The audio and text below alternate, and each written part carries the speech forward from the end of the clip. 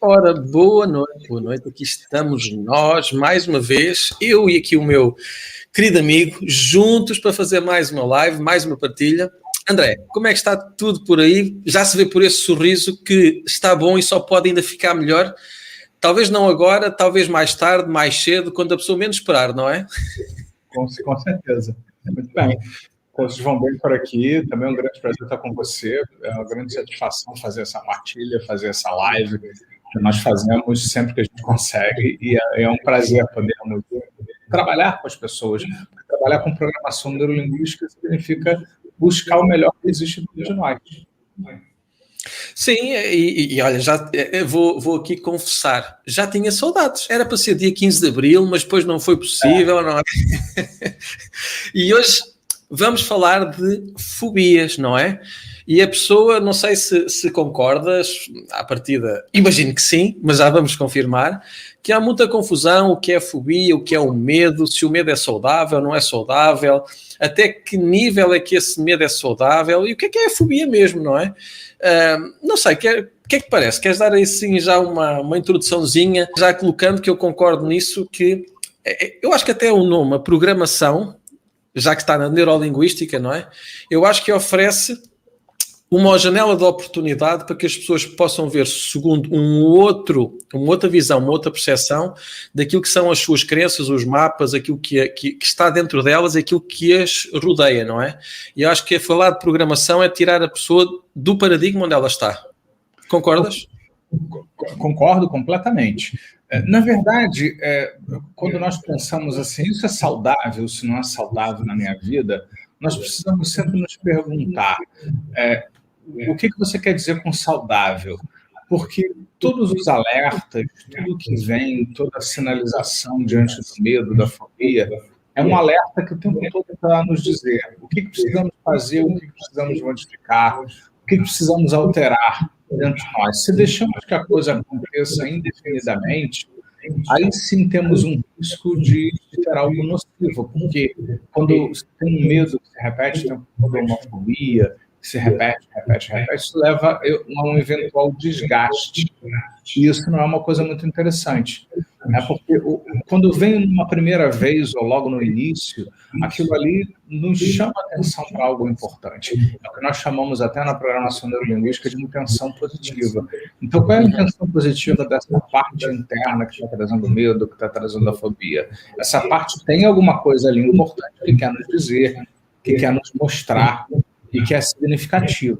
Então, na verdade, o interessante é que, tão logo comecemos a experimentar alguma coisa nesse sentido, ou qualquer tipo de adversidade, que imediatamente nós coloquemos uma moldura, um enquadramento do tipo, isso é uma oportunidade para quê? O que isso está nos mostrando? Mesmo que não venha nenhuma resposta na hora. Eu acho que ter essa atitude é muito importante. Isso é o quê? Isso é uma oportunidade para quê? O que isso está me mostrando? Atiçar essa curiosidade, porque isso já nos coloca num outro lugar. O que muitas pessoas fazem, você deve ter visto já na sua experiência também, às vezes, sem querer, amplificar o medo, amplificar a dor.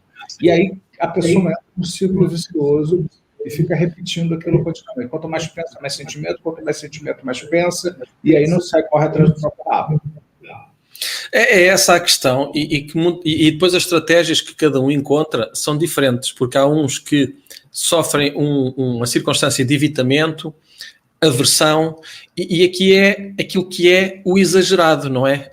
Até se nós formos a ver, aquilo que está no dicionário vem de phobos, e esta dinâmica que é exagero. E então, toda a circunstância que é um medo exagerado, ou seja, um medo para além daquilo que é o elemento que cuida, que gera a proteção, não é? Porque se o medo for entendido da forma mais conveniente e na medida certa, é aquele que vai desencadear o autocuidado, o sentido de preservação. E a maior parte das pessoas, eu acho que foi sempre desde de infância, sempre condicionada para que possa reagir não com um aspecto de recurso, mas sim com um aspecto de falta, de carência, como se não tivesse recursos para poder fazer face ao que quer que seja, não é? E eu acho que é esta dimensão que eu acho talvez extremamente importante, é como tu estavas a dizer, o que é que isto vem até mim, o que é que isso diz sobre mim? De que forma é que eu posso aprender? Como é que eu posso utilizar um recurso e transformá-la numa habilidade? E tudo isso a programação neurolinguística oferece-nos. E despindo aqui, como a gente já tem falado, e há muitos que veem que a PNL é a última batata frita. É a injeção, é a bala de prata. Um tiro mata tudo, não é? É impressionante. É impressionante o que acontece. Até hoje eu fico encantado com, mesmo tendo esses anos todos de usar a PNL sem parar, quase 30 anos, eu fico encantado com o efeito que a programação neurolinguística traz para as pessoas. É no mínimo muito bom e no máximo pode acontecer coisas incríveis. Eu já vi, às vezes, um único exercício, eu já vi uma pessoa parar de fumar em segundos, assim, com uma intervenção de PNL que eu fiz em sala de aula, no meio das pessoas, aquela pessoa parou de fumar depois de 20, 30 anos fumando. Não é que sempre eu vá conseguir isso já é uma sorte que eu tive, mas usando recursos e ferramentas, né? Aquela pessoa respondeu muito bem aquilo. Sim, e aí para explicar, porque aqui há mesmo essa dimensão, porque há muitos que vendem a bala de prata e que garantem que um tiro, uma morte, um tiro, uma consequência positiva, que vai conseguir, vai avançar. Eu acho que a PNL, diria eu assim desta forma, e havendo essa linha com aquilo que você agora aí apresentou, é a chave que abre a porta que já tem a fechadura correspondente. E às vezes nós temos a felicidade de ir com a chave no momento certo, mas o processo já lá estava todo. A pessoa já tinha o quarto cheio de solução, já tinha a porta pronta, já estava a fechadura oleada e a gente chega, coloca a chave e passa à frente, não é? E eu acho que é essa circunstância cumulativa que a PNL consegue dar saída. Concorda? Tudo na programação neurolinguística é feito para funcionar muito bem.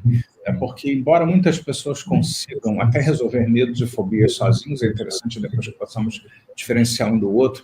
Né? Por exemplo, quando o Richard Bandler, pelo menos ele conta essa história, né? Ele contou várias vezes, quando eu tive presente em várias formações que eu fiz, que eles entrevistaram mais de 100 pessoas que sozinhas, espontaneamente, conseguiram se livrar de fobias, sem terapia, sem tratamento, pessoas que sozinhas conseguiram mudar o que estava acontecendo. Eles queriam saber o que elas fizeram, o que deu certo, o que elas fizeram para conseguir mudar o processo como um todo. E assim foi feito. Então, na verdade, todo mundo tem a possibilidade de criar excelência, só que a programação neurolinguística não fica esperando que a pessoa, ela, por sorte, consiga. Ela já mostra o caminho, já ensina, porque tem conhecimento do neuro, de como o cérebro funciona, como funciona o sistema nervoso, como nós aprendemos mais fácil. Ou seja, é como se fosse, eu costumo dar sempre uma analogia, se temos um computador Android, por exemplo, ou iOS, e temos um programa, se eu tenho um computador Android, eu tenho um programa feito para o computador Android, para o portátil Android, então automaticamente o programa vai funcionar muito bem naquele portátil, porque foi feito para aquilo, né? Então foi feito sob medida para rodar com maestria naquele hardware que é o portátil. Da mesma forma, os processos de programação neurolinguística foram feitos sob medida para rodar no cérebro, no sistema nervoso, porque foram feitos sob medida. Então, por isso que funciona muito bem. E é essa a dinâmica de simbiose. E para isso eu acho que aqui é importante, como se fosse uma dança, vamos dar aqui um passo atrás e 2 passos à direita. Mesmo a questão da fobia, para muitas pessoas que não sabem, não sei se faz sentido para ti falar como é que isso se constrói. E colocando aqui, porque a PNL muitas das vezes propõe mudar a imagem, mudar o som, mudar o tamanho, e estas dimensões todas vão interagir muito com aquilo que são os acessos, não é? Que as pessoas têm de acordo com aquilo que é as experiências passadas. Queres falar um bocadinho disso? Claro. Existe uma diferença muito grande entre medo e fobia. vamos dizer assim. Vamos lembrar primeiro que tudo é nominalização. Tanto medo quanto fobia são nomes que nós damos para experiências que nós temos. Então, não existe um medo. Não se disseca um cadáver e se encontra o medo, tampouco a fobia. Não acontece isso. São experiências que nós criamos, repetimos e damos um nome para esse padrão, para esse sequenciamento que nós fazemos, do que nós vemos, ouvimos, sentimos, fazemos, etc. O medo é uma aprendizagem que não necessariamente impede a pessoa de interagir com o objeto do medo. Então, muitas pessoas, por exemplo, têm medo de avião, mas elas andam de avião. Só é desconfortável. Elas não preferem não voar, não voam toda hora. Se elas podem fazer uma parte de trem, principalmente aí na Europa, por exemplo, que o trem é maravilhoso, fantástico. Essa pessoa pode escolher entre o trem e o avião, ela vai de trem e tal, mas ela é capaz de estar perto. Ela pode ter medo de cachorro, mas ela é capaz de fazer carinho num cachorro que ela detecta que seja amigável e tal. Agora, quando a pessoa ela tem fobia, é diferente, porque a fobia é uma evitação extrema, uma ancoragem muito forte. As duas formas são aprendizagem. O que é âncora na programação neurolinguística, para quem não viu outras lives que nós fizemos? Âncora é quando nós associamos, criamos um gatilho diante de algum estímulo visual ou auditivo sinestérico. Alguma coisa que nós vemos, que sentimos, ou ouvimos, ou falamos conosco. Então, diante daquele estímulo, nós associamos uma experiência. Então, existem âncoras positivas. Quando ouvimos uma música da qual gostamos, a voz de um artista, eu, por exemplo, quando ouço Ella Fitzgerald cantando, para mim é uma âncora extremamente positiva, Elton John, ou seja, que são músicos assim, que têm uma voz, uma harmonia, para mim, né, no meu mapa. Né? Então, para mim, gera uma harmonia, uma resposta muito favorável. Eu fico feliz quando eu ouço, mesmo em situações tristes. Então, é uma âncora positiva, porque aquele som, aquele vídeo dessas pessoas e tal, aquelas músicas, elas me fazem responder de uma forma positiva. Então, isso é uma âncora positiva. Uma âncora negativa é quando, diante de algo que vemos, ouvimos, sentimos, um lugar, uma experiência, uma categoria de coisas, nós respondemos de uma forma negativa. Então, a fobia, ela é uma aprendizagem que leva a uma evitação extrema. Em algum momento, a pessoa ela associa de uma forma muito brusca algo extremamente negativo e a necessidade de evitar, de repudiar, de afastar alguma coisa. Por exemplo, avião, agulha. Existe fobia de tudo que você pode imaginar, de pelo de cachorro, né, de formiga, de tudo que você pode imaginar, de borboletas, de pombos, de pássaros, cachorro, gato, pessoas, né, de lugares. Existe agora a fobia, que é a fobia de estar em lugares abertos, então a pessoa tem sempre que ficar fechada num lugar. Né? Então, a diferença é que no medo a pessoa ela se sente desconfortável, ela também aprendeu, ela também associou algo negativo, mas ela ainda tem uma regra diferente lá dentro. A pessoa, sem se dar conta, evidentemente, ela não escolheu fazer isso conscientemente, ela estabeleceu uma regra diferente. No medo, ela consegue se relacionar com aquilo, mesmo com dificuldade, às vezes mais, às vezes menos, e na fobia, ela não consegue, ela evita. E se ela tiver, por exemplo, que voar, é uma experiência, é um transtorno. Eu já vi algumas pessoas que tiveram que voar, obrigadas por um motivo qualquer, alguém morrendo na família, alguma coisa assim, e aí era horrível, era algo que tinha que se drogar ao extremo para conseguir entrar num avião, e mesmo assim era algo terrível. Pessoas que têm fobia de cachorro, o cachorro, mesmo amigável, chega perto, a pessoa descompensa, tem uma reação totalmente desproporcional em relação àquilo. Então, são formas de aprendizagem que vêm com regras diferentes. Então, enquanto nós não mudarmos a forma, primeiro, o que está por trás daquilo, né, ou seja, o que essa parte está tentando fazer pela pessoa quando ela evita, seja na forma do medo, na forma da fobia, e também como a pessoa sequencia aquilo na cabeça dela. Porque a programação neurolinguística descobriu que não importa muito, por exemplo, como muitas terapias clássicas, Tiago, você voltar na causa, entender a causa, porque muitas pessoas sabem qual é a causa, sabem de onde veio, sabem o que começou, descrevem exatamente o evento, sabem todos os detalhes, por exemplo, o dia que começaram a ter uma fobia de lugar fechado, de avião, alguma coisa assim. Mas não conseguem mudar, apesar de saber a causa. né? Enquanto no processo da programação neurolinguística, as pessoas conseguem, muitas vezes, sem saber a causa exata, mudar uma experiência tanto do medo quanto da fobia. Sim, isso eu acho, desta aí alguns exemplos que eu acho muito, muito importantes, e eu diria que onde quer que exista experiência humana pode haver a questão quer de medo, quer de fobia. Aqui na fobia eu colocava, e dando aqui, antes que eu me esqueça, para quem está em Portugal e que trem é comboio. Comboio, é verdade. Isso, sim. Para quem está em Portugal, o que é o trem? O que é o trem? Às vezes eu lembro, às vezes eu esqueço algumas coisas. Mas aqui em Portugal é mais fácil, porque a gente está mais habituado. Eu diria aqui que o medo passa por uma circunstância de filtro de consciência. O medo, de alguma forma, passa pelo filtro da consciência, a pessoa controla, decide, enquanto a fobia passa num nível mais subconsciente, em que o corpo reage, dispara primeiro e depois a consciência tem o acesso, tem depois a compreensão de dizer, ok, mas isto nem sequer faz sentido nenhum. Mas a pessoa já recebeu aquilo que foi a consequência do estímulo, não é? Dessa ancoragem negativa. Lógico que depois o que passa a ser consciente é o evitamento. E a pessoa vai deixar de ir no avião, no comboio, o cão, o que quer que seja, porque já sabe que vai haver aquele disparo que ela não controla, então vai conscientemente evitar aquilo que é a exposição.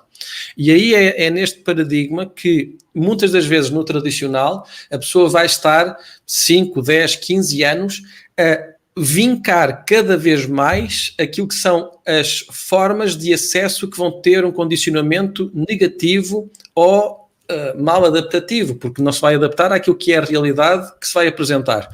E a PNL não precisa disso, porque a PNL vai logo que identifica e vai logo alterar essas imagens, esses sons, as sensações e vai trabalhar dentro daquilo que são os sistemas da pessoa, não é? Tudo aquilo que é a representação do mundo dentro da pessoa, a PNL vai dizer, ok, se tu tinhas esta representação A, se fizer esta representação B, qual é o C que vai dar, não é? E aqui há uma interrupção daquilo que era o sistema clássico que o comportamento da pessoa foi desencadeando de forma subconsciente, não é, André? Que é como é que nós podemos, no mais curto espaço de tempo, com o menor uso de recursos, para resolver, porque o nosso cérebro tem esta condição. Sim. Isto só acontece porque o nosso cérebro quer poupar energia, não é? Olha, na verdade, eu já ouvi isso mais de uma vez, inclusive dos próprios criadores da PNL, que o que fez a PNL ser a PNL é porque nenhum dos dois eram psicólogos. Uhum. Né? Eles abordaram a mente como um computador, como um processo, como sistemas. Né? Então, na verdade, eles disseram que ficou muito mais fácil, né, do que entrar em toda aquela seara de teorias, modelos psicológicos complexos e tal. Eu já vi vários trabalhos, inclusive, porque existem algumas coisas mais próximas da programação neurolinguística, como, por exemplo, a terapia cognitiva comportamental. A PNL é a mesma coisa? Não, não é a mesma coisa. A PNL tem alguns aspectos cognitivos comportamentais, mas ela também trabalha com o inconsciente, também trabalha com as emoções, com as crenças, com que as outras terapias também trabalham. Mas eu já vi, por exemplo, algumas pessoas... Eu participei de um programa uma vez de televisão aqui no Brasil, há muitos anos, pelo menos uns 5 anos, onde o programa era sobre vencer o medo de dirigir. Uhum. Então, algumas pessoas tinham medo ou fobia de dirigir. Então, quando eles me descobriram, eu estava em São Paulo, dando um curso na cidade de São Paulo, perto do Rio de Janeiro, no outro estado, e o programa ele já vinha sendo produzido há algum tempo. E eles me descobriram, mas queriam ver se dava para incluir a minha participação, porque eles já estavam há meses acompanhando a outra pessoa que foi consultada. É um processo bem sucedido, entre aspas, onde a pessoa ficava 2 anos fazendo uma terapia, e se no final de 2 anos ela ia avaliar se ela ia decidir tentar começar a aprender a dirigir ou não. Imagina, Thiago, 2 anos para decidir. 2 anos.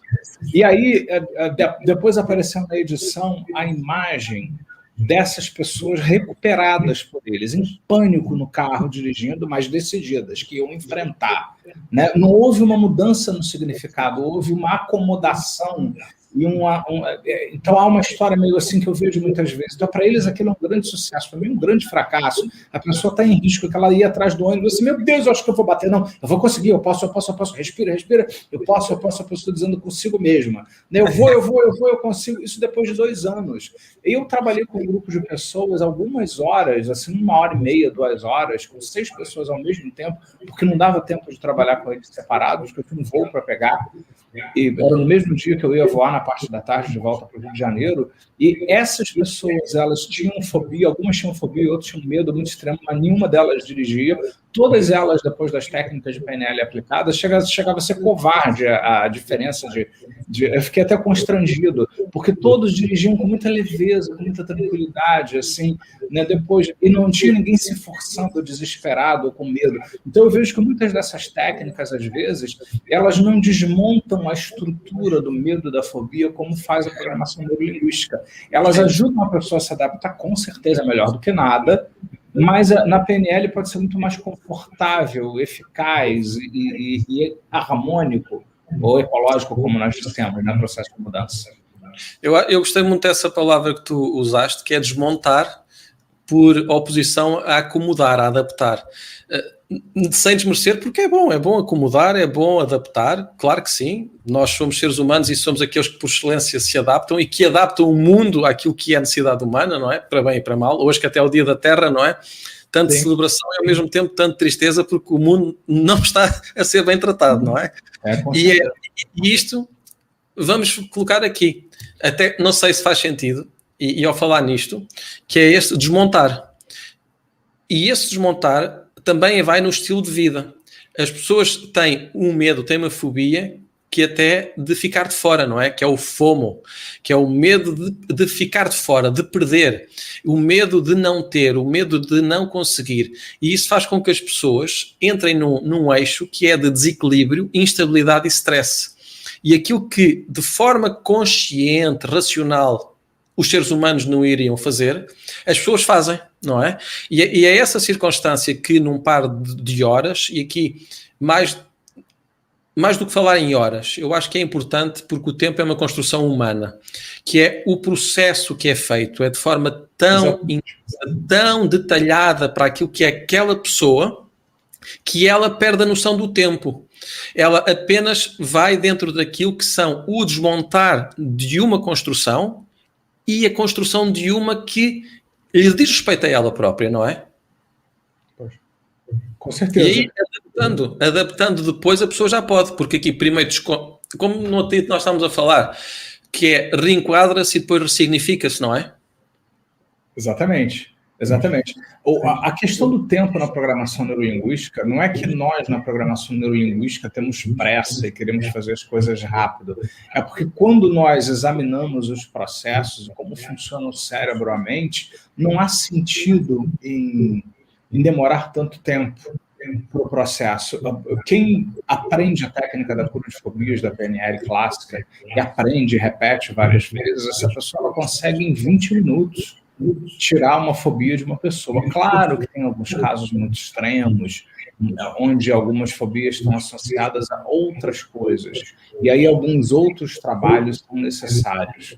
Né? Tipo, por exemplo, às vezes estão ligadas a muitas perdas, mudanças que acontecem na vida das pessoas e aquilo acontece. Então não é só, mas mesmo assim, só a técnica da cura de fobia, bem feita, ela consegue já tirar a pessoa de grande parte do mal-estar e depois trabalha essas outras coisas quando é necessário, para casos assim um pouco mais extremos. É justamente porque a programação neurolinguística, ela entende a estrutura, ela entende assim, que independente do que aconteceu lá, a fobia só é uma fobia porque nós, cognitivamente, ou seja, o nosso processo de pensamento, o que nós vemos, ouvimos, sentimos, dizemos para a gente, o que nós fazemos, por mais que a gente pense diferente sobre as coisas, nós tendemos a repetir padrões. Então, sempre que você está diante daquilo que você tem medo, na iminência de se confrontar com aquilo que tem fobia, existe toda uma repetição do que se pensa, do que se faz, do que se diz para si. Então, enquanto a pessoa continua mantendo aquele padrão rodando do mesmo jeito, ela vai ter a mesma experiência. Então, a programação neurolinguística, em todas as técnicas que trabalham medo, fobia, justamente tiram essa sequência que, ao ser repetida, leva inevitavelmente ao medo ou à fobia. Então, a pessoa experimenta outra coisa, ela muda a receita. Então, se vamos a fazer um bolo de chocolate, né, colocamos lá a farinha, o leite, os ovos, mas se mudamos a ordem, muitas vezes o bolo se estraga, porque algumas coisas precisam ir antes de outras, ou ser acrescentadas numa fase final ou inicial. Então, não basta apenas colocar tudo lá que está na receita. Temos que seguir a receita e uma sequência de passos e quantidades e momentos onde a coisa acontece. Então, nas técnicas da PNL, nós primeiro tiramos aquela sequência problemática original e trazemos uma nova possibilidade para que a pessoa acesse seus recursos para poder reagir, responder diferente àquilo que a gente incomodava. Sim, e é aceder aos recursos. Eu tenho aqui uma pergunta da Lorena, mas aqui o Edson vem a colocar aqui que há uma crítica atualmente quanto à rapidez proposta pela PNL em relação à terapia e que, de acordo com essas críticas, a dessensibilização leva tempo a criar um novo caminho neurológico.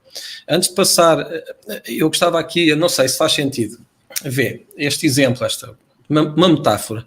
É como se nós tivéssemos um caminho por onde a mesma carroça passa uma e outra vez. E essa carroça, conforme vai passando no caminho, vai fazendo sulcos. Então, esses sulcos, por mais que nós façamos, sempre, mesmo que a gente puxe para a esquerda, para a direita, as rodas vão cair dentro desses sulcos. A PNL, ao fim e ao cabo, é como se fosse lançar dentro desses sulcos material. Pode ser areia, pode ser pedra, que vai preencher os sulcos. Então, se nós preenchemos o vazio que foi criado, não há como não ser rápido. Depois, se tem que haver repetição para que seja definitivo, bem, costuma-se dizer que tudo tem a ver com aquilo que é o que a pessoa faz por ela própria também. Claro que se a seguir a pessoa for a cavar onde nós colocamos esse material que tapa os sulcos, vai voltar ao mesmo. Mas quando a gente tapa o buraco fica tapado. Quanto tempo mais é que ele demora assim ou que permanece, isso é que é outra questão, não é? Isso depois por isso é que é um processo terapêutico. E uma questão é o que é que levou a pessoa a desenvolver aquilo e não outra estratégia. Concordas? Concordo completamente. Foi citado aí a dessensibilização sistemática, que é uma outra forma, né, de aproximação sucessiva, onde sucessivamente a pessoa vai se aproximando, como, por exemplo, esse outro método aí que existe aí para a pessoa voltar a dirigir, é uma espécie de sensibilização sistemática, e a pessoa leva 2 anos num processo terapêutico de sensibilização sistemática. Veja bem, se você deseja participar de um processo que leva 2 anos, não quiser fazer um que leva 20 minutos, e quiser fazer um que leva 2 anos, ou 1 ano, ou meses, que seja, é a vossa escolha, não minha. Eu prefiro um que faça em 20 minutos e depois eu vou usar esse tempo para cuidar das outras coisas que também precisam ser tratadas. O que acontece é que a programação neurolinguística ela só tem 51, 52 anos de idade como um todo, e as pesquisas sobre a programação neurolinguística, ou seja, a PNL, enquanto uma psicologia, enquanto um instrumento de terapia, não tem uma década isso. Então, muito poucas pessoas ainda conhecem isso. Isso hoje já está publicado, nós podemos fornecer para quem quiser, eu posso fornecer para quem quiser os links das pesquisas científicas que são realizadas, muitas na Europa e nos Estados Unidos também, com a programação neurolinguística, que já confirmaram, e num conjunto, elas sugerem fortemente que a PNL dá certo, funciona, e é aplicável, e tem evidência de que ela funciona em terapia, em tratamento, na educação, uma série de outras coisas assim, mas muitas pessoas não conhecem. Então, quando nós muitas vezes falamos assim que em 20 minutos, 30 minutos, a pessoa pode sair de um quadro como esse, o que é pior ainda, os egos, né, de alguns profissionais, eu sempre sou psicólogo, né, então os egos de alguns profissionais, né, como assim, fiquei anos numa faculdade aprendendo Freud, Lacan, etc. E aí vem essa pessoa aqui que fez uma formação em programação neurolinguística que não demorou esse tempo todo e consegue resolver em minutos uma fobia que o outro não consegue. Então isso é muito difícil ainda. Então esses são alguns desafios do profissional da programação neurolinguística, né? Porque é tudo muito novo e as pessoas ainda não conhecem. Acho que é por isso que encontros como esse que nós estamos fazendo aqui são importantes para esclarecer isso, que a PNL é muito séria. A PNL não é autoajuda, não é uma coisa para tapar um buraco, né? Ou seja, você não pode fazer uma psicanálise, então faz lá uma PNL para um pouquinho, para você se sentir um pouco melhor. Não, a PNL ela é mais profunda. Ela trabalha nas estruturas com muito mais expertise, porque as pessoas ainda não conhecem os detalhes de como isso funciona. Sim, aqui eu até, quando falaste dos 2 anos e das horas, enfim, sessões, a minha pergunta foi internamente, surgiu perguntar até à pessoa que vem com essa questão, que é, tu preferes resolver isto em 2 anos ou em 2 sessões? Não é? Eu acho que a própria pergunta vai fazer com que a pessoa ganhe poder sobre ela própria, não é? Que é como é que ela... Eu acho que a maioria das pessoas, não é todo mundo, mas a maioria das pessoas que vêm com essas críticas, não estou dizendo que foi a pessoa que trouxe isso agora, tá? São muitas pessoas que vêm com essas críticas. Eu tenho colegas, eu tenho alunos do nosso curso de formação, por exemplo, que estudam psicologia. E aí eles levam essas questões da PNL para os professores de psicologia e todos eles dizem que é charlatanismo, que não funciona, que PNL não existe, mas por quê? Porque eles não conhecem a PNL. Porque todos os psicólogos que conhecem a PNL a fundo, eles imediatamente começam a estudar a PNL. Porque eles entendem que é um processo, quando estudam bem feito, num lugar que ensina direito, dentro de padrões internacionais de qualidade, de como a coisa precisa ser feita, né? Sem a coisa do vender a bala de prata, como você falou, né? Temos a cura, temos o milagre, não é isso. PNL não é cura, não é milagre, não é nada disso. Então, quando se faz da maneira certa, as pessoas vêm. Eu fui um psicólogo que rejeitou a PNL no início sem conhecer. E muitos que rejeitam a PNL nunca estudaram, nunca leram. Só viram 2, 3 vídeos no YouTube de pessoas que não sabem o que estão dizendo, se é que viram, né, e generalizam. Não pode funcionar, isso não existe, não funciona. E também tem o medo e a fobia do profissional que, se for rápido, fica sem clientes, não é? E depois eu vivo do quê, não é? Vivo de mais clientes, porque quanto mais pessoas você ajudar, mais pessoas vêm, não é? Exatamente, você cria um ciclo, né? O seu sucesso te traz outras pessoas. E muitos clientes também, se a proposta é fazer uma terapia, mesmo que você tire uma fobia, vamos dizer assim, em uma sessão, alguma coisa assim, essa pessoa tem outros assuntos para trabalhar.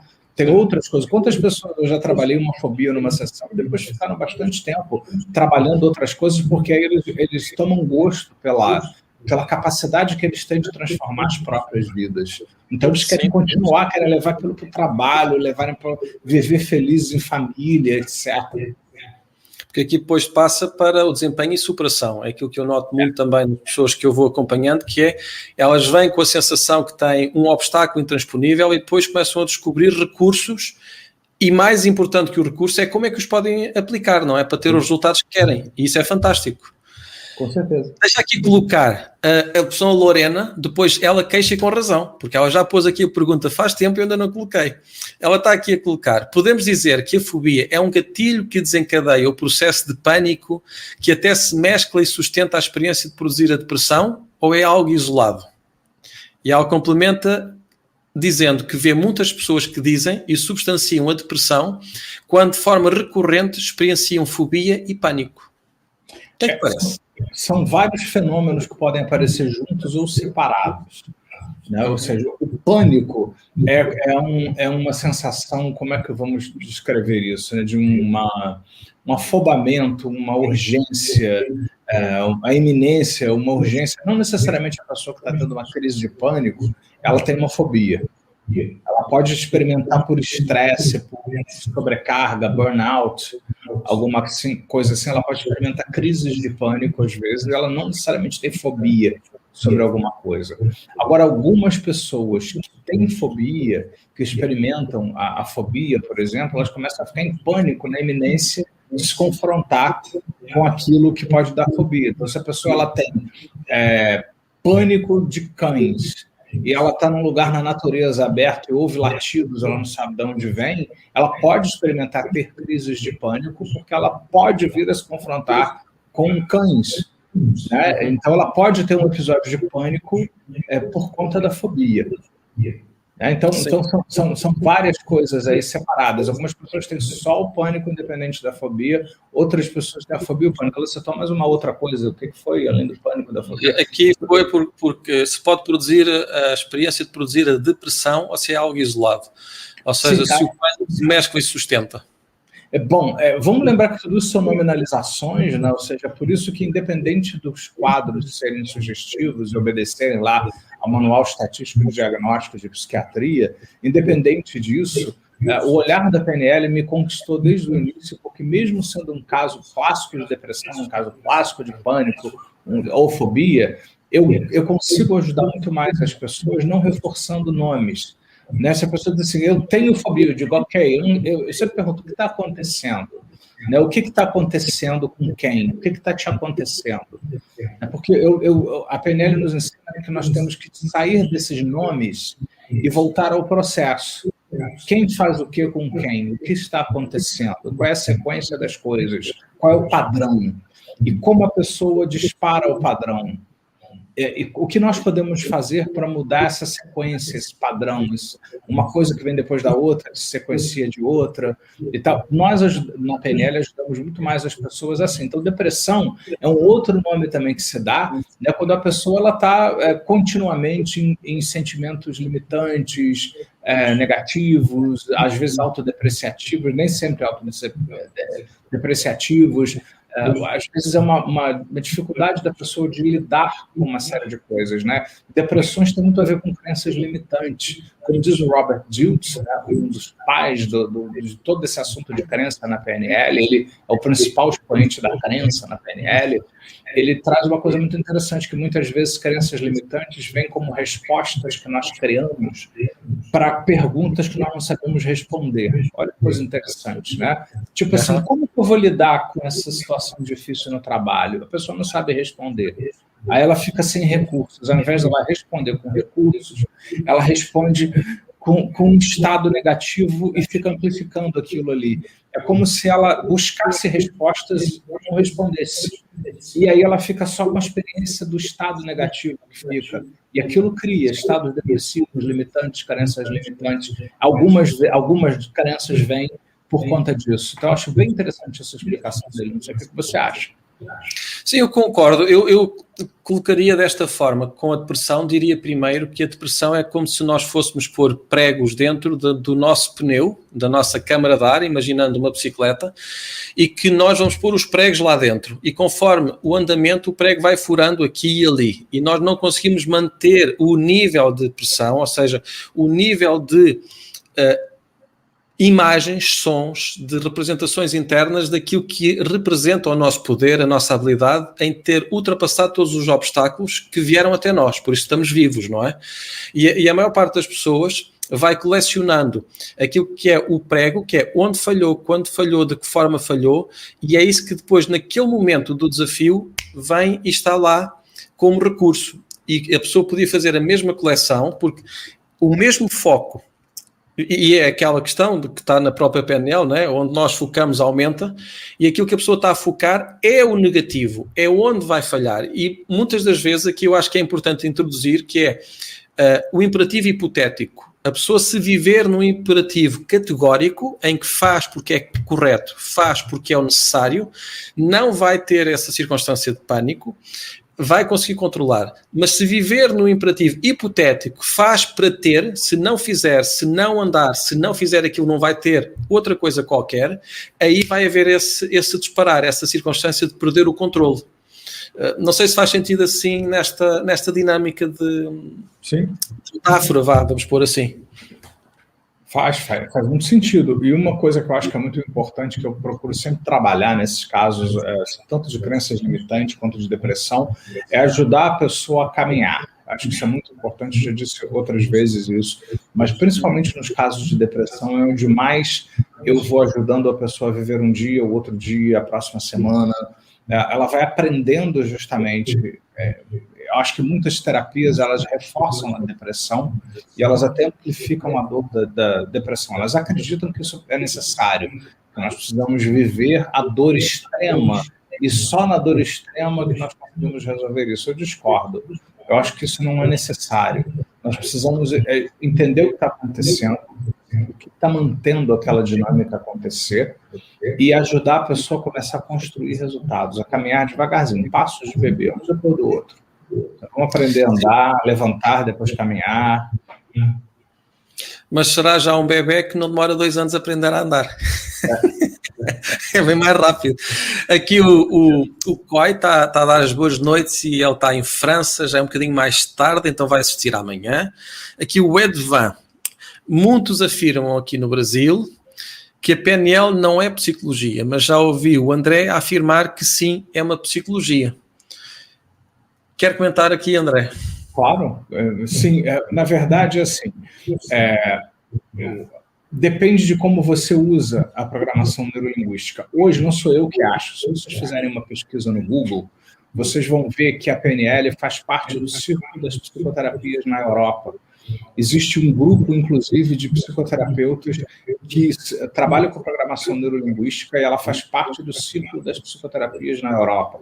Quando eu ministro cursos, seja de coaching que tem a PNL, seja de programação neurolinguística, se eu tenho estudantes de psicologia na minha classe, eu posso, pela minha certificadora internacional NLP, dar créditos para a faculdade de psicologia para aqueles alunos. Então, não se trata do que o André acha, o André é relevante. Se trata de algo que é conhecido. O que acontece é que o Richard Bandler, eu admiro muito o Richard Bandler, mas ele é um cara ele é uma pessoa que tem uma posições muito fortes. Então, ele não é psicólogo e ele tem uma outra visão sobre essas coisas todas. Ele acredita que a gente deve evitar ao máximo terapias longas e que nós devemos ajudar as pessoas na medida em que os problemas vão acontecendo. Então, ele acredita, por exemplo, que se a pessoa tem uma fobia, nós devemos chegar, fazer a técnica de cura de fobia e mandar a pessoa para casa. Se a pessoa tiver outros problemas, ela volta, nós cuidamos depois dos outros problemas. Isso é uma visão de mundo dele sobre o que a coisa significa. Mas outras pessoas, como eu e outras pessoas na Europa, nos Estados Unidos, acreditamos que, inclusive, a NLP tem uma certificação especial de cursos que se pode fazer aí na Europa, onde a pessoa ela tem uma certificação especial para psicólogos. Né? Então ela é uma psicologia também, mas ela também pode ser usada como uma metodologia pontual, como uma ferramenta de coaching. Então depende de qual é o uso disso, mas ela é sim uma ferramenta de psicologia, ela é considerada como uma psicologia. Vários alunos meus que já se formaram em psicologia aqui no Brasil, lá no Paraná, no estado do Paraná, aqui no sul do Brasil, conseguiram a autorização do CRP de fazer seus cartões de visitas e colocar lá psicólogo clínico, conselho de psicologia, número tal, e embaixo, por exemplo, Master Practitioner em programação neurolinguística. E presta atenção, aqui no Brasil, o CRP jamais autorizaria que a pessoa colocasse algo que não fosse da psicologia. Tá? Isso não é interpretação minha, eu sou psicólogo e sei o que eu estou dizendo. Você, por exemplo, você pode botar hipnoterapeuta e psicólogo. Por exemplo, hipnoterapeuta, psicólogo, CRP, o número do CRP lá. Então, só nessas circunstâncias, se eu quiser colocar assim, tarólogo e psicólogo, eu não posso, eles vão vedar, né? Porque não faz parte do arcabouço de ferramentas psicológicas. Então, a PNL é sim uma psicologia, mas ela também pode ser aprendida na forma de uma metodologia, quando a pessoa não é psicóloga. Sim, mas aí lá está. Mas isso também é tudo uma nominalização. Exatamente, agora travou. Mas é esse que é o nome que nós colocamos e às vezes o que eu noto é que nós estamos muito focados no nome que as coisas têm, mas naquilo que efetivamente pode produzir um resultado que seja eficaz e que, claro, seja repetível, não é? E aqui tem que ter um controlo, porque de nada adianta eu dizer, ok, a PNL, eu fiz a PNL e curou o cancro de alguém. Se não há grupo de controlo, isso serve como outra coisa qualquer, porque ela bebeu água e ficou curada disso. Não há nada que possa aí colocar. Outra coisa são as circunstâncias que, de forma sistemática, alguém se interessa por ver de que forma isso acontece, quais são as consequências e que, em X circunstâncias feitas, o resultado é sempre Y ou X. E aqui o problema que muitas vezes já estamos a esquecer no final que é muito importante, eu acho que aqui é o essencial, é que nós estamos a falar no final de pessoas que têm dilemas que quanto mais rápido se resolverem, mais rápido as pessoas voltam à vida que têm. Então, é importante ter todos os estudos, a PNL, a hipnose, tudo isto é impossível de tirar. A hipnose da PNL e a PNL da psicologia e da filosofia, e nós estamos num mundo atual muito de quintais. Eu sou filósofo, eu sou psicólogo, eu sou outra coisa qualquer, e estamos a combater uns aos outros. Eu acho que o mais interessante é poder ver que primeiro, resulta. A pessoa vai ficar bem, estável, quais são os procedimentos que depois pode fazer e até trabalhar, para quem não é psicólogo, trabalhar em linha com quem é e que não tem a prática da PNL ou da hipnose, assim como a psiquiatria. Então, eu acho que haver uma rede de tratamentos que cada um faz o processo e cada um tem o seu dom, eu acho que é muito importante quando as pessoas continuam a focar que tudo isto é para seres humanos. E às vezes parece que as pessoas estão mais preocupadas a dar banho ao bebê e depois guardam a água suja. O bebê vai para não sei para onde, não é? E as pessoas deitam a água fora? Não. Guardam o bebê? Não. Ou seja, estão a guardar a água e o bebê fica abandonado. E eu acho que é esta a dinâmica que é importante e o que eu vejo na PNL, na hipnoterapia e em circunstâncias que estão de terapias de duração breve, que querem uma circunstância muito simples, que é, no mínimo, dar recursos para que possa atenuar aquilo que é o sofrimento da pessoa. Se já atenuar o sofrimento, já estamos a ganhar. Se aumentar a qualidade de vida, já estamos a ganhar. Depois, existem outros procedimentos longos, são necessários. Tudo aquilo que existe, e às vezes é bom que a pessoa faça um processo de 2, de 15 anos, de 20, não importa, mas que não façam sofrimento. Ou seja, continua a fazer a psicanálise, continua a fazer a psicologia, tudo bem, mas sem sofrimento, porque senão se a pessoa, então, como é que tu te sentes? Olha, sinto-me pior do que quando fui. Não é? Eu acho que não sei se concordas, André. Concordo sim. Existe muitas pessoas também que têm interesses comerciais e por isso vendem uma visão e outra assim. Eu, como o meu interesse sempre foi de ensinar, eu ensino o que eu sei que existe, que existem várias aplicações para PNL, existem várias formas de fazer. Então, tem gente que, por causa do seu negócio, quer dizer, não é psicologia, até porque acha que os psicólogos concordam com eles. Não, então nós fazemos outra coisa aqui. Né? Enfim. Como tem, por exemplo, um grupo de psicólogos que combate a PNL. Não é. Como você falou, eu acho que ganhamos mais quando, apesar de termos nossas preferências, nós conseguimos nos comunicar com outras pessoas. Porque sempre alguém vai saber algo que nós não sabemos. Eu acho que o benefício de se formar uma rede de profissionais que podem ajudar uns aos outros é muito maior. Então, se eu não sei alguma coisa, eu encaminho para o médico. Se quem não é psicólogo precisa de ajuda, procura um psicólogo para ajudar e todo mundo fica feliz. Então, todos bem. Aqui a questão, ainda mais com isto da pandemia, e com isto tudo, ficou tão interessante que eu até deixei o tempo pensar, já estamos mesmo a 10 minutos do fim. Ou seja, mesmo estamos a 1 minuto do fim, 10 minutos antes do próximo encontro nós temos. Principalmente com isto da pandemia, que como nós já falámos tantas vezes, que é, neste momento, todas as pessoas estão com problemas semelhantes. Se bem que quem tem recursos pode ficar em casa mais tranquilo, a proteger-se, quem não tem recursos tem que sair, queira ou não queira, não tem escolha, não é? E eu acho que é necessário, principalmente, ser solidário com quem tem poucos ou nenhum recursos, que não pode estar 2 anos a fazer terapia. Então, eu tenho a responsabilidade, é o meu entendimento, é aquilo que eu sinto. Eu acho que era...